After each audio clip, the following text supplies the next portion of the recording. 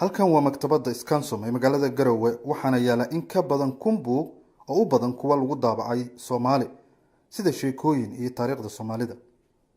Scansom ayaa hore u ahayd madbacad daabacda buugaagta magaalooyin kala duwan oo dalka ahna ku qabatay bandhig buugaag ku qoran af Soomaali.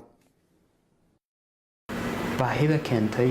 maktabadan waxa weeye anaga oo bandhig buugaadii aan qabanaynay ku baranay in dadku ay aad u jecel yihiin inay wax akhriyaan waliba buugaagta ku qoran Soomaaliga hase ahaatee aysan heli karin ama aysan jirin goobo ay ka helayaan buugta Soomaaliga ayadoo oo maktabadaha iminka wadanka furan ay xoogoodu yihiin ama buugaagta Carabiga ah ama buugaagta kale ee scientific ah oo dugsiyada sare lagu dhigto laakiin aysan jirin buugaag ku qoran afka Soomaaliga oo sida sheekooyinkii buugaagtii cilmiga ahayd buugaagtii ka sheekeysay taariikhda buugaagtii ka sheekeysay gabayada iyo waliba buugaagtii caruurta oo runtii aad muhiim u ah si ilmuhu garaadkiisu u kobco. wax akhrisku wuxuu leeyahay muhiimad gooniya waliba xaqiiqa anigu runtii aad baan u jecelahay oo dhawaan inaan wax qoraan jeclaa marka si ay igu suurto gasho waxaan isku taxalluujay inaan wax badan akhriyo waa waxyaabaha ugu wanaagsan oo ay mudan tahay in waqti la geliyo waxaana la yiraahdo qofku inta uu wax akhriyo ay gaarsiisan tahay maarta xigmadiisa iyo waxa uu og yahay markastoo ogaalkaagu uu fiicnaadana waxa maarta maskaxdaadana koboc baa u siyaadayo way aragnimadaada si ogaalkaagu u fiicnaadana inta badan waxay ku xirantay inaad wax akhrido runtii baraarugan maanta bulshada Soomaaliyeed oo dhan ay yeelatay oo ku saabsan dhanka akhriska dhanka qoraalka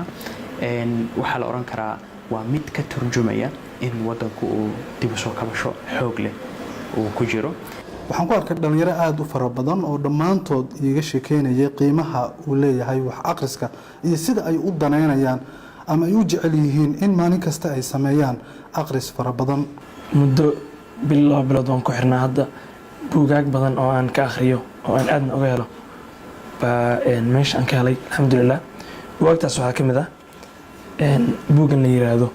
hodantinimada afkeena oo ismaan ilaahay khayraad siiyo si fiican uga hadlayo hodantinimada afka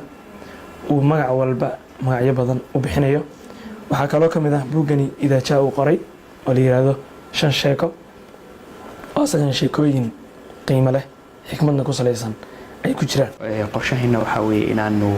qabanno faalaynta kutubta inaanu qabanno tababaro la xiriira akhriska qoraalka inaanu يعني bulshada aanu ku booqano xataa goobahooda oo aanu sameeyno maktabad wareegaysa sheekooyinka aad baan u jecelahay nuuxo inaan akhriyo oo caadiga ah maaragtay nolosha caadiga ka sheekeynaya sidoo kale buugaag kale aan akhrinayay hadeer waxaan waday oo markii had barnaamijkaaga aan soo galay tusaale ahaan taariikhda Soomaaliya oo kale oo runtii wax badan baan jecelahay inaan ka ogaado dalka iyo marxaladii kala duwanaayo maaragtay uu soo maray waxa xusid mudan dadkana soo booqdo wuxuu badan yihiin dadka jaamacadaha ardayda jaamacadaha dhigta iyo ardayda secondary dhigata aad bay u xiiseeyaan inay waxna qoraan ayagu waxna akhriyaan maadaama ay ku jiraan wali tacliintii Nuux Muuse Birjeeb VOA Garowe